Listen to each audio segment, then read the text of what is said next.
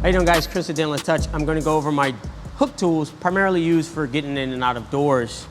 So the first up is the Pdr Finesse 245. Very, very sharp tool. OG of the camp. Adjustable handle. I love this tool. It's been in my arsenal for the last like 6 or 7 years, and I've had no issues with that. Next one up is the Dent Reaper tools. Now they make all different lengths, but I just wanted to give you guys an example. They make the sharp version, and then they make this kind of, they call it like the angel tip. Again, if you want different lengths, they do make that option. I like it because you can mate it with the Gorilla Grip, and you can get a ton of leverage. I mean, once you take this handle off and you have something like this, I mean, you pretty much have some effortless pulls. My new favorite is actually the Ultra.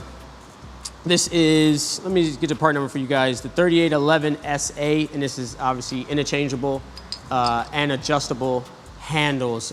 Very shiny, nice, well-polished tool. Cannot forget about the stand liner, and you cannot say anything negative about these tools. These are just phenomenal tools.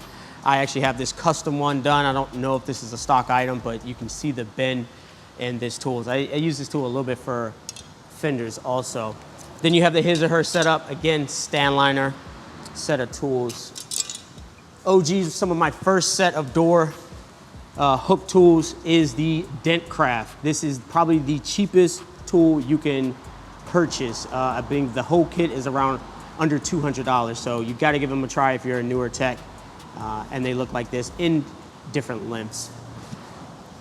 The tool I haven't worked with much, but it is the Blim door tool that was designed by Marty, very intelligent technician and trainer, and so I want to get more time with this tool because he swears by it. So this is obviously unique design for him.